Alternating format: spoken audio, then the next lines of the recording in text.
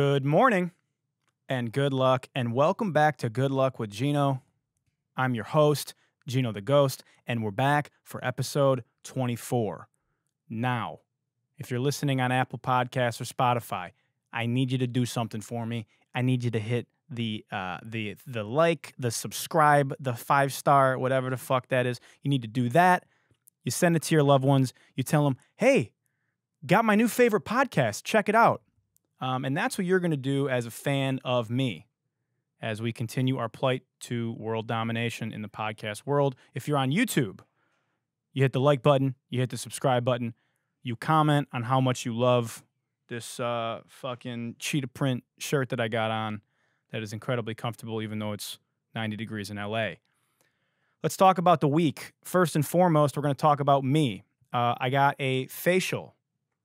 And no, get your mind out of the gutter, unless you're 14 years old. I went to Skin by Leslie, and this is not a sponsored ad, okay? My friend Leslie does facials, and she's fucking incredible. And fellas, take care of your skin, okay? I posted the video talking about it, how good I looked, you know, my skincare regimen being just tip-top. And I got guys trying to bust my balls about it. Poor grooming is not a flex. Women are not attracted to it, okay? Now, you know, I like to get the manicures as well, and early on, you know, I had my nails painted in many of the early episodes. Got a lot of shit for that. Again, fellas, getting a manicure is not something to make fun of because my nails look nicer than you, right? It's not the flex you think it is. Making fun of me for having impeccable skincare and dropping $200 on facial products so I can fucking glow on you, okay, is not the flex that you think it is. You're not going to win this bout. So, fellas, if you're listening, I want you to do me a favor. I want you to treat yourself this week. Go take care of your fucking nails. All right?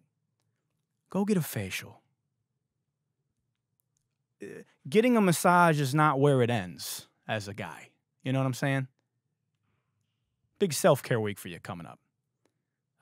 Next up, we got a new segment we're going to introduce. And the segment is called, Did the Lions Win? You bet your fucking ass they won. They went into fucking Kansas City, in Missouri or Kansas, I still don't know. And it doesn't matter, right? We went in there and we kicked their ass on TV. And I told you guys that this wouldn't be a sports podcast, but as a diehard Detroit Lions fan who has been subject to torture for my entire adult life and shown nothing but loyalty to this piece of shit franchise that has broken my heart year after year after year by trotting out a dog shit product, the Detroit Lions have finally arrived. And guys, I'm going to keep doing the fucking victory lap for as long as I can because we're a serious franchise now, okay? And I'm going to rub it in your face. And everyone's like, oh, Gino, don't gloat. It's only week 1. You don't even... I've seen enough. I've seen enough. We're here. I'm not saying we're going to win the Super Bowl, but I'm not saying it. I'm not scared of anybody else. We didn't even play good. We're just going to slow drip this. This is all you get this week. But I'm telling you guys, I'm coming back. Don't let us get hot. Don't let us start out 4-0. Don't. I'll change the name of this goddamn podcast. I will convert this podcast into a Detroit Lions podcast. You understand? I'm moving home and I'm buying season tickets. So I'm leaving for Thailand and Korea on Wednesday. I'm leaving for 3 weeks. I'm going to work on some really exciting music stuff out there and take some meetings in Korea. So that being said, you know, I know you guys enjoy the topical weekly current event portions of these podcasts. So for the next couple weeks, they're going to be more like special guest podcasts. You know what I'm saying? I'm going to have some really fun guests on. They're not going to be as like current because I obviously have to record them before I leave for Asia. So just expect that shift. You know, a lot of people like the guest episodes more. But for the most part, you're just stuck with me. But yeah, that's what you got to look forward to in the next couple of weeks. We'll talk more about Asia, maybe on those podcasts. Like before I leave, I'll talk more about it. But whatever.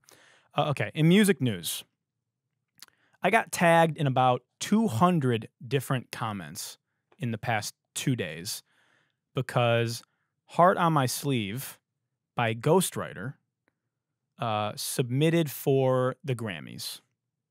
So if you don't know, "Heart on My Sleeve" is the AI Drake and AI Weeknd song that was done by Ghostwriter, who is a songwriter in the music business that I know his identity, which I will never tell because I'm a man of my word. And I used to be a ghostwriter, which is how I got my name.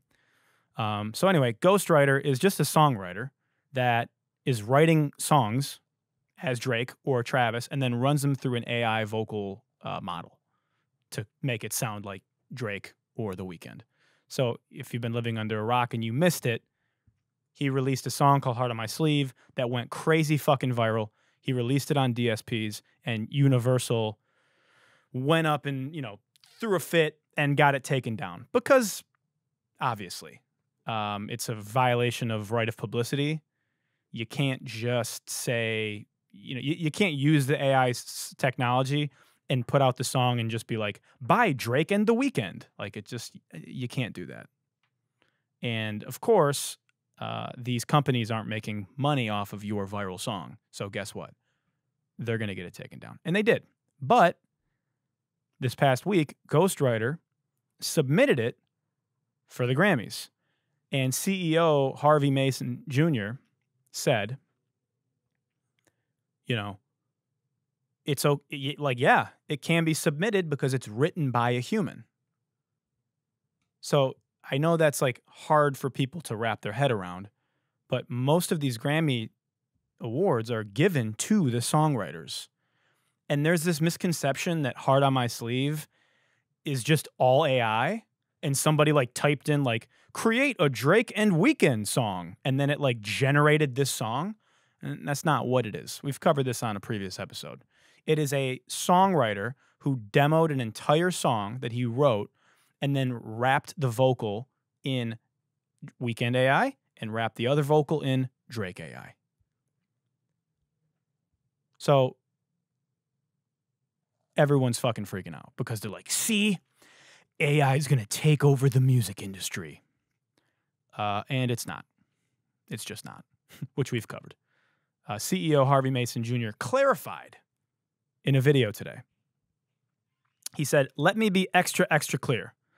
Even though it was written by a human creator, the vocals were not legally obtained. The vocals are not cleared by the label or the artist, and the song is not commercially available, and because of that, it's not eligible."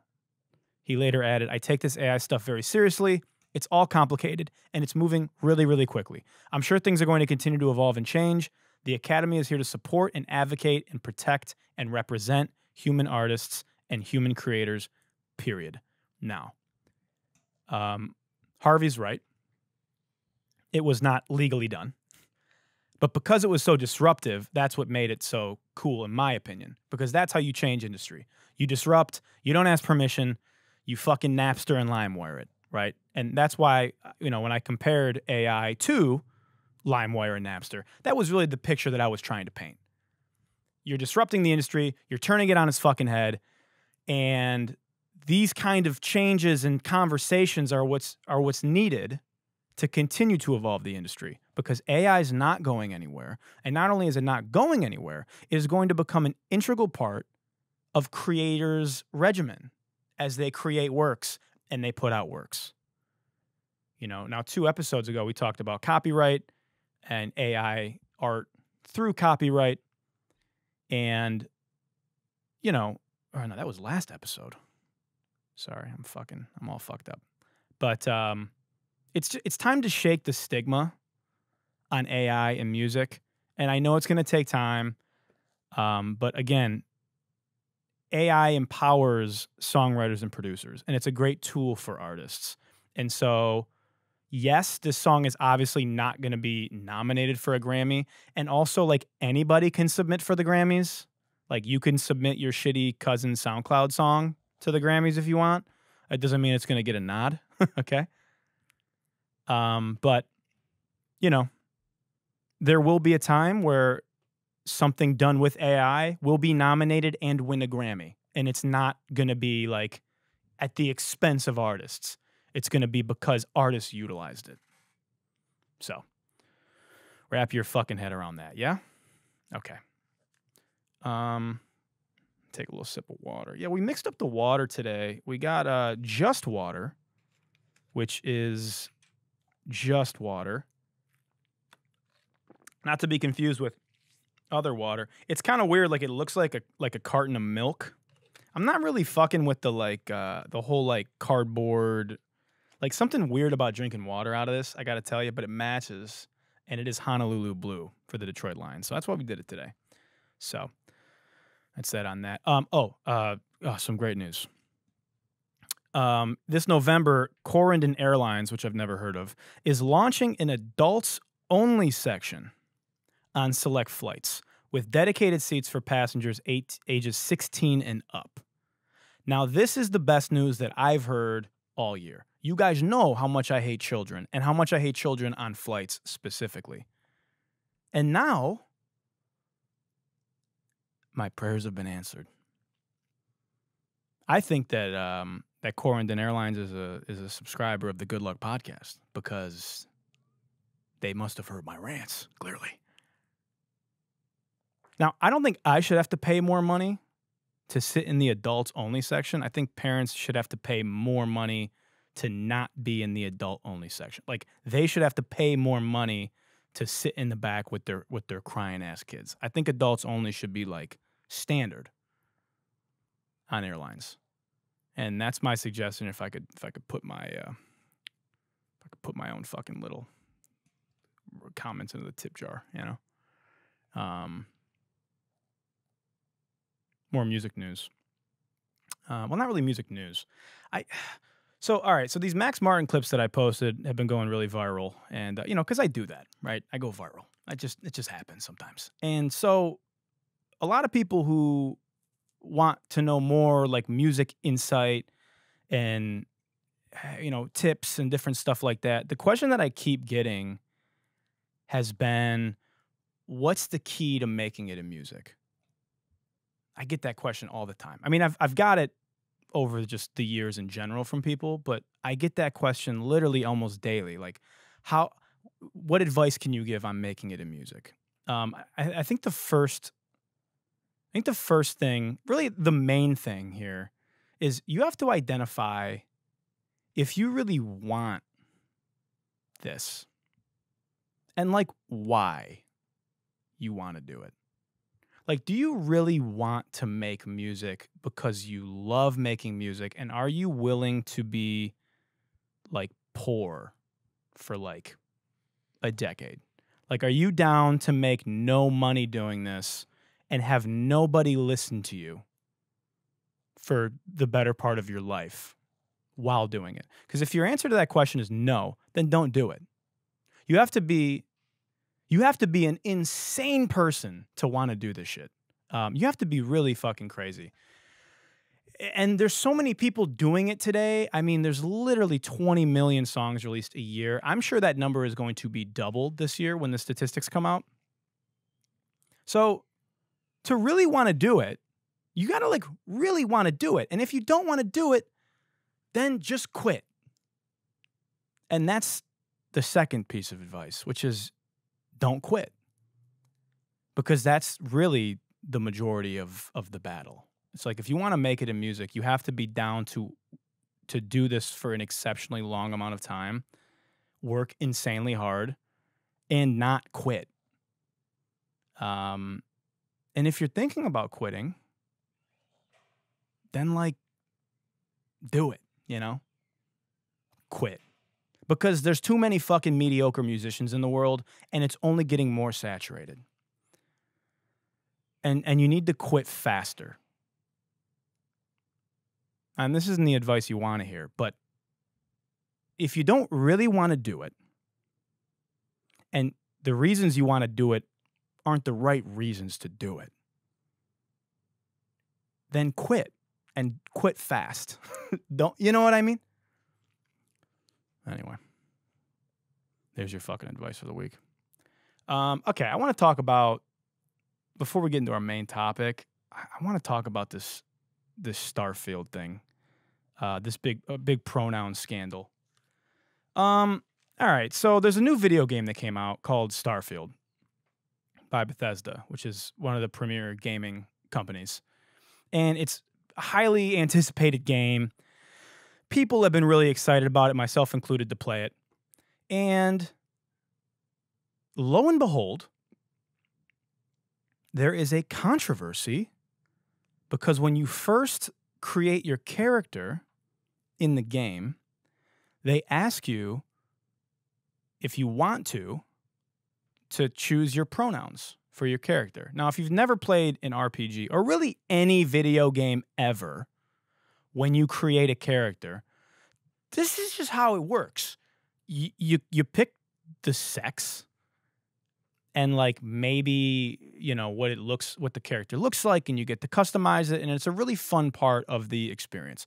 Well, people are pissed the fuck off that Bethesda and Starfield are asking people, if they want to, they can also select their pronouns. So this clip has been going viral of this grown-ass man throwing an absolute fucking hissy fit about this. Here it is.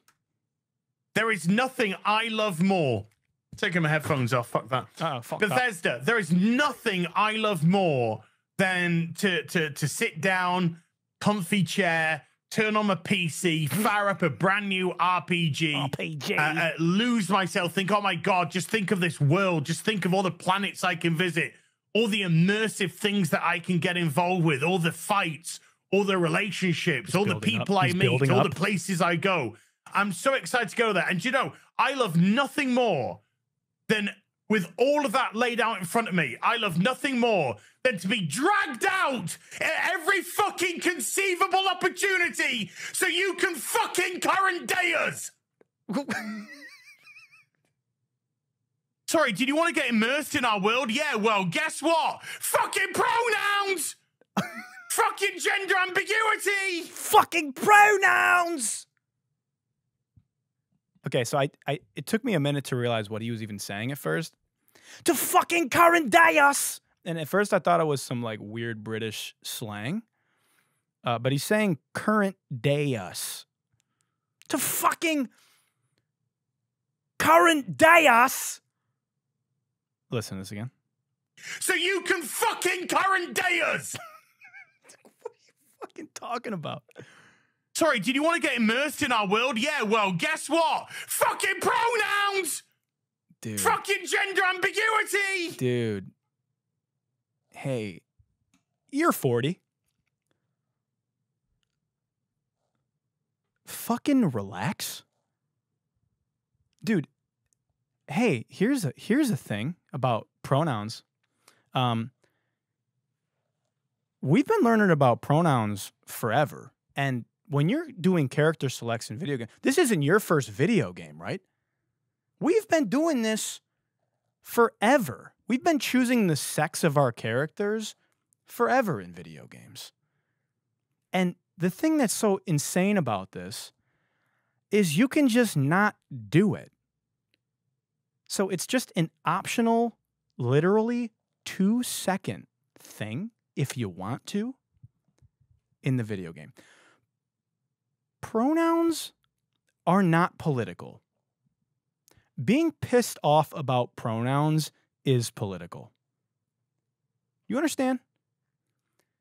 It's not politically charged to allow people to choose their pronoun for their character. You might not give a fuck about pronouns, and that's fine. Guess what? Just don't select it. I mean, so you can fucking current day us? Hey, You know, the thing about the current day is that it's the current day, right? Right now is the current day. So, yeah, I would rather them current day us and we live in 2023 where, hey, guess what? Some people, they want to use pronouns. You don't have to. Now, can we make fun of the absurdities of the far, far, far, far, far left? Yeah, sure. Can we make jokes about neo-pronouns? Yeah, of course we can, because it's hilarious, right? My most viral clip, probably ever, is me making fun of the girl who is talking about frog pronouns and frog self. Yeah, we can bust balls on that because, be for real. But when I'm creating my character in a video game and I'm making a guy and I want to put he, him, or I'm making a girl and I want to put she, her, or I'm non-binary or whatever the fuck and I want to put, well, it doesn't fucking matter. Let people do what they want. And people are just voluntarily getting themselves canceled to die on this fucking hill. Like, what are you guys doing? Dr. Disrespect, who's one of the biggest streamers. This guy has built an empire. And like, you know, he makes incredibly entertaining content, like him or not. Nick Merckx, another streamer. These guys are just throwing themselves into the fire for no reason. Getting their fucking panties in a bunch about pronouns. It's like, guys, just not the hill to die on. Everyone wants to fucking, you know, it's exhausting. I'm exhausted. Grown-ass men just crying on camera about pronouns. You know, you motherfuckers would not survive.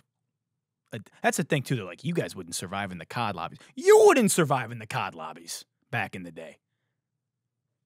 I wouldn't survive in the COD lobbies. You get fucking triggered over pronouns when making a character? You're the fucking snowflake, dude. Okay? Maron. All right, our main topic. For fuck's sake.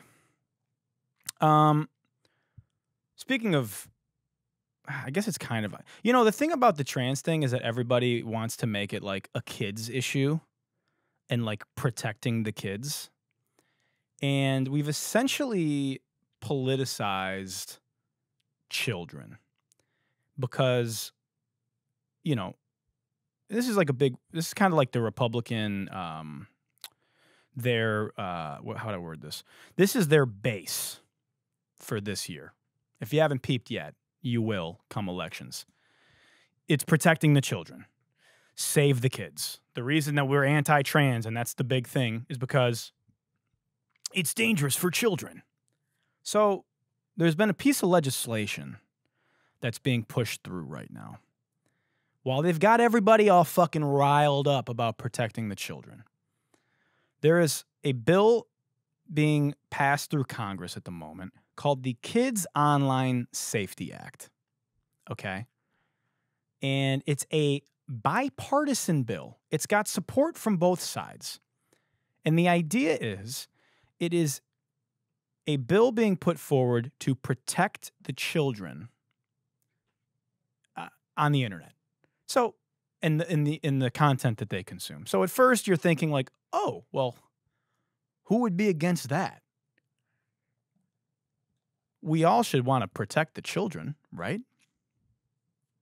Well, the problem with it is that this law that aims to prevent minors from accessing explicit content online raises insane concerns about privacy and anonymity for adult users. If this bill goes through, you will effectively have to upload your government ID, probably do a facial scan, I'm not kidding, to confirm that you're 18 years of age on any website. Because these websites, these companies like Instagram and TikTok and Twitter, they can't control the content that comes out. they can't control user-generated content. So to make sure that they don't get sued into oblivion by Karens and parents that are worried about their child seeing the horrors of the world, you're going to have to give them all your sensitive personal data. We already kind of give it to them, but we do it in a roundabout way, in ways that apps track us. I'm talking about uploading your sensitive government documents with information that, if leaked, could completely fuck you. In Utah, they've already enacted a law that requires adult websites to verify the identities of users to ensure that they're 18 years old. And it's being met with praise from all of Congress. The U.S. government wants as much sensitive information from you as possible. We know that. They want to increase surveillance. But obviously, the people of the United States aren't going to just volunteer that surveillance. We already feel like our apps and our phones are following us and watching us. We don't want to feel like the government is also doing that too. More, right? So how do they slide it under the fucking door? Well, they package it in this shiny bill to save the children. Guys, I need you to just stop being I need you to stop thinking two-dimensionally. We can't just sit here and well, you care about the kids, right? You don't want to endanger children, right? Well, then you got to be for this bill. And that's the problem, is that all these congressmen now have to, not only are they going to because they want to increase surveillance, but they can't be against it because it's oh, so you don't care about the safety of children? I mean, I want you to picture a world where you're going to guys or women, you're going to look at porn on the internet. Got to upload your ID. Got to scan your face. You can't. I mean, dude, last episode I talked about how my number got leaked in a data leak, and I have scammers blowing my fucking phone up. There's been data leaks from all these major companies. It happens every 3 weeks. You're going to upload all your personal data, and fucking Twitter's going to fumble my shit to the black web. The entire dark web's going to have all your information. It's a fucking nightmare. We're completely losing all anonymity, free speech rights due to legislation aimed at protecting minors from explicit content.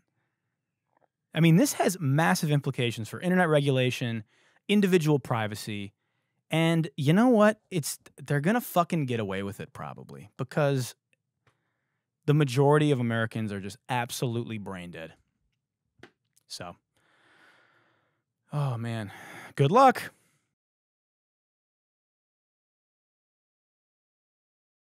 Okay, let's get into everyone's favorite segment. We need to lighten up here. We're going to talk about, we're going to dive into the FOHHOF. The fuck out of here, Hall of Fame.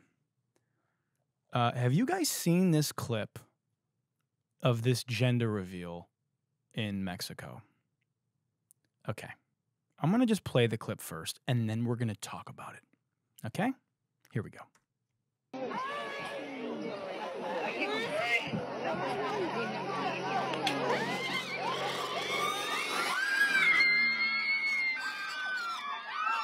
Oh my God. Okay. Did you see the part of the clip where the airplane, the wing folded over and the airplane crashed and the pilot died? Yeah. That guy's dead. They hired a guy to fly a crop duster and reveal the gender of their baby, and the plane crashed and he died. And the person manning the camera panned back to the couple. Let's watch it again.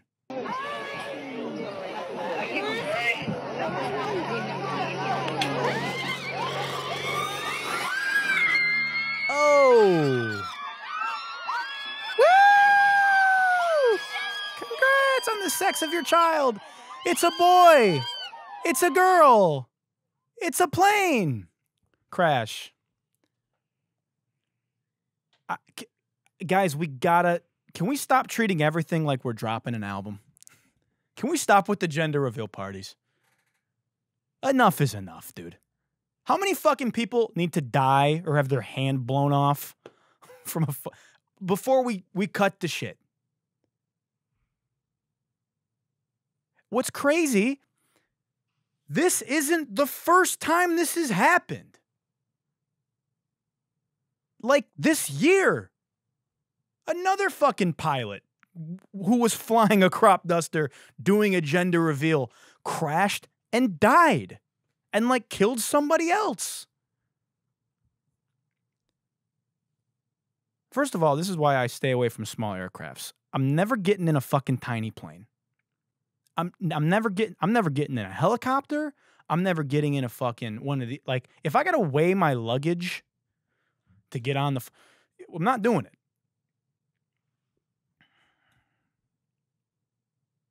You know how my parents' gender reveal party was? The doctor told my parents the sex of the child, and then my mom just called everybody. And that was it. And we didn't have to go out and get a fucking gift and go subject ourselves to your shitty party so we could find out the gender of your baby. Just tell me over the phone. Hey, just shoot me a text. Thanks. I don't want to have to go watch a pilot crash an airplane into a field. Thanks. Oh, what a just perfect depiction of the brain rot that is social media. You know? Now that fucking baby has to grow up and just have that stain on their existence. Well, daughter, when your mom and dad revealed your gender, a grown man died and another child lost their father because we wanted to throw a fucking party in Guadalajara, you know? All right, we're going to end our show with this absolute gem, this absolute nugget from Entrepreneur TikTok. Here we go. I think sleeping is a huge waste of time. It's massively overrated. I only want as much sleep as I need to regulate my body. Monday through Friday, I sleep 4 hours a night. Saturday, I bump it up to 6. Sunday, I try to sleep as much as I possibly can. And I'm basically saying, body, get as much as you humanly possibly can because this is the reset. Because come Monday, I'm back to 4 hours and we're gonna do that for the next 5 days in a row. And have you ever noticed that when you get more sleep than your body needs, instead of feeling more rest, you feel less rest? That's like all these dumb adages thinking like, oh, energy comes from food. You're like, wow, I ate more than I've ever eaten in my entire life and have more energy. No, it's the opposite. You feel like you got less energy. Same thing with sleep. You sleep too much and guess what? There's something wrong. You walk. Oh yeah, all these dumb adages. You mean science? You mean every study ever done about sleep? It's like all these dumb adages about how getting sleep is good for you, you know? Yeah, like all these dumb scientists that have done just, you know, decades of research and countless studies. Me? I made $10 million last year. Let me tell you how to sleep. Dude, that's not how sleeping works. Like, yeah, if you sleep for 15 hours, you're going to wake up feeling insane. But getting 4 hours of sleep isn't good for you. And, you know, if that's how you want to schedule your day because you're a psycho finance bro, then that's fine. But don't go out here giving advice and acting and trying to pass it on like it's good advice. That is horrible fucking advice. This guy's videos are actually hilarious, though. Unlike these other, like, entrepreneur bro. I think his name is, it's like Chris Kahn or I forget his fucking name. Dude, this guy's hilarious. We're going to watch this video one more time. And it's an absolute gem. Hold on. Here we go again.